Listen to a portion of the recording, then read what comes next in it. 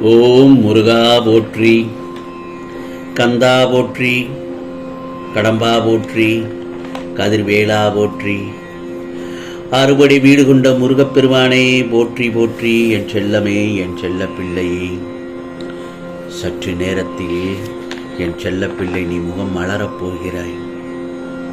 ஆம் செல்லமே, இது முருகப்பெருமானின் சத்திய வாக்கு. 100% மேல் உண்மைக்கு மேல் உண்மை. ஜெயிக்க வேண்டும் என்ற எண்ணம் இருந்தால் மட்டும் போதும். நீ சாதிக்க வேண்டும். வாழ்க்கையில் நீ சாதிப்பதற்கு நிறைய இருக்கிறது. அதற்கெல்லாம் தடைகள் வரத்தான் செய்யும். ஆனால் மனதில் என்ன எண்ணங்கள் வேணும்? ஜெயிக்க வேண்டும், ஜெயிக்க வேண்டும் என்ற எண்ணம் இருந்தால் மட்டும் போதும். நமக்கு எப்போதும் எந்த சூழலில் வழி உண்டு, எந்த சூழலிலும் நமக்கு வழி உண்டு. சாமர்த்தியம், திறமை மற்றும் பல வாய்ப்புகளை முழுமையாக அறியாமல் இருந்து விடக்கூடாது. நமக்குள் இருக்கும் சக்திகளை வெளிப்படுத்தி காட்ட வேண்டும். உன் எதிர்காலம், உன் விருப்பம் எல்லாம் உன் கையில் தான் இருக்கிறது. புரிகிறதா? இவை எல்லாவற்றையும் நான் சொல்வதை முழுமையாக கேட்டு, மனதார கேட்டு, அதன்படி நடந்தால் நிச்சயமாக நீ வாழ்க்கையில் முன்னேறி விடுவாய். வாழ்க்கையில் முன்னேற்றம் அடைந்தால் உன் மனம் எல்லாம் மலர்ச்சியாகத்தானே இருக்கும். சந்தோஷத்தில் மிதப்பாய். ஆம் செல்லமே, உன்னை யார் முன்னும் தாழ்ந்து போக விட மாட்டேன். உன் வாழ்க்கையில் இனி சந்தோஷம் மட்டும்தான் இருக்கப் போகிறது. எட்டாத உயரத்தில் செல்லப் போகிறாய். உன்னுடைய ஆசைகளை ஒவ்வொன்றாக இந்த முருகப்பெருமான் நிறைவேற்றி தரப்போகிறேன். எதை பற்றியும் சிந்திக்காமல் உன் லட்சியத்தை மட்டும் நினைத்து முன்னோக்கி செல். ஏன் சொல்கிறேன் என்றால், என்னுடைய படைப்பில் நீயும் ஒரு திறமைசாலிதான். மற்றவர்கள் மதிக்கும்படி உன் வாழ்க்கையை மாறப்போகிறது. உன்னை எப்போதும் குறைவாகவே நினைத்தவர்கள் உன் பெருமைகளை அறியும் நேரம் வந்துவிட்டது. உன் வாழ்க்கை இனி சொர்க்கமாக மாறப்போகிறது. நீ நல்ல நிலைக்கு வந்துவிட்டாய். ஏன் தெரியுமா? முருகா முருகா என்று நீ என்னை பிரார்த்தனை செய்த அந்த பிரார்த்தனைகள் எல்லாம் ஒருபோதும் வீண் போகாது. ஏனென்றால் பிரார்த்தனைக்கு அவ்வளவு சக்தி இருக்கிறது என் செல்லமே. அப்படி இருக்கும் பட்சத்தில் திடீர் திருப்பத்தால் உன் வாழ்க்கை ஜொலிக்கப் போகிறது. நிச்சயமாக நீ எங்கு சென்றாலும் உனக்கு பாதுகாவலனாக இந்த முருகப்பெருமான் வந்து கொண்டுதான் இருக்கிறேன். நீ வீட்டிற்குள் நுழையும் போது உனக்கு முன் நான் வாசலில் வந்து உன்னை வரவேற்பதும், நீ வெளியில் செல்லும் போது உன்னை வழி அனுப்பிவிட்டு உனக்கு துணையாக வருவதும், உன் குரலுக்கு பதில் கொடுப்பதும் இந்த முருகப்பெருமான் நான் தானே. உன்னுடைய வேண்டுதல்கள் சற்று தாமதமாக நிறைவேறும் என்பதை புரிய வைக்க இனி வெளிப்படையாக நான் செயல்படுவேன். கவலைப்படாதே, எதற்கும் கவலைப்படாதே. நீ ஒருவரை சந்திப்பாய். நீ இழந்ததையெல்லாம் மீண்டும் பெறப்போகிறாய். உனக்கான உதவியை இந்த முருகப்பெருமான் உன் வீடு தேடி நான் அனுப்பி வைப்பேன். நீ பயணம் செய்ய ஒரு வாய்ப்பு கிடைக்கும். அதை நீ சரியாக பயன்படுத்திக் கொள். அன்னம் வேண்டி வருவோரை வயிறு புடைக்க பசியாற்றி அனுப்பிவிடு. அது 1000 ஜென்மங்களின் புண்ணியம் உனக்கு கிடைக்கும். முருகா முருகா என்று என்னை நம்பிக்கையோடு என்னை வேண்டுபவர்களின் துன்பங்களை போக்கி அவர்கள் நலமோடும் வளமோடும் வாழ நான் நிச்சயமாக அருள் புரிவேன். கவலைப்படாதே. நிச்சயமாக உன் வாழ்க்கை ஒரு போராட்டம் என்று எனக்கு நன்றாக தெரியும். உலகமே ஒரு போர்க்களம் தானே.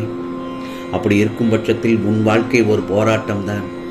போராட்டத்தின் வெற்றிக்காக கையாளும் ஆயுதம் எது தெரியுமா?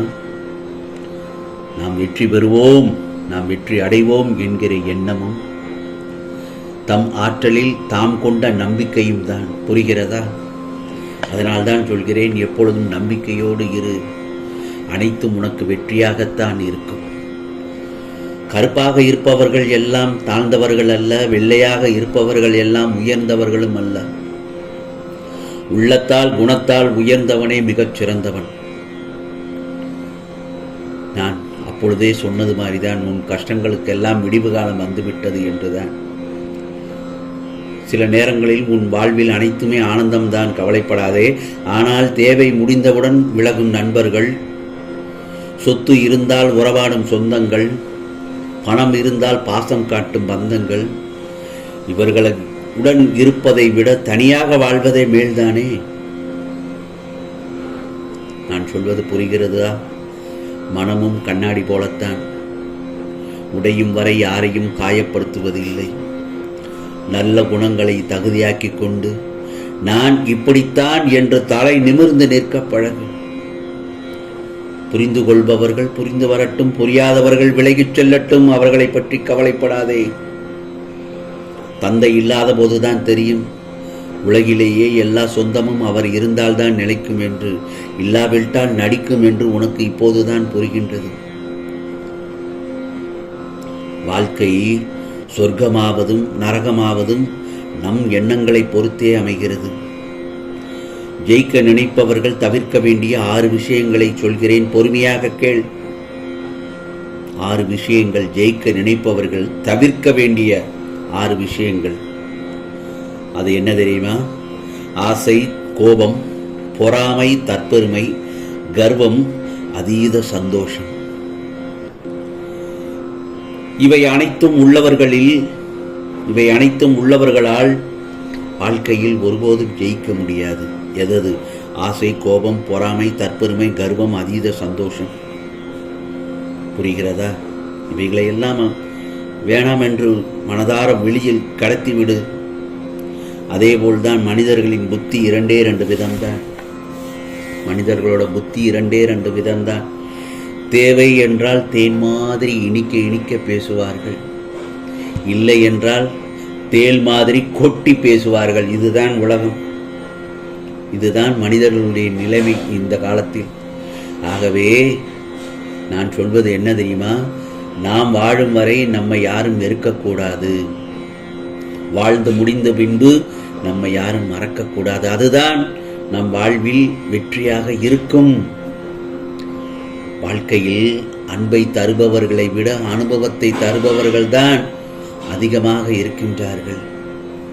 தன்னுடைய மனசாட்சியை முழுமையாக இழந்துவிட்டபின் ஒரு மனிதன் முழு உலகத்தையும் ஆதாயமாக பெற்றாலும் அதில் ஒரு பயனும் இல்லைதானே.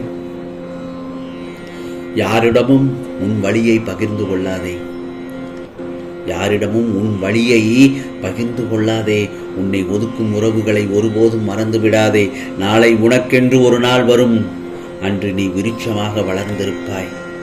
அதை காண்பதற்கு நீ உயிராய் நேசித்த உறவுகளும் காத்திருப்பார்கள். புரிகிறதா? நான் சொல்வதை கேட்டுவிட்டாய் அல்லவா? இது உனக்கான பதிவு என் செல்லமே, உனக்கான உண்மைக்கான வார்த்தை. நான் சொல்லும் ஒவ்வொரு வார்த்தைகளும் உனக்கு உண்மையாகத்தான் தெரியும். இதை நீ அனுபவத்தால் உணர்ந்திருப்பாய்.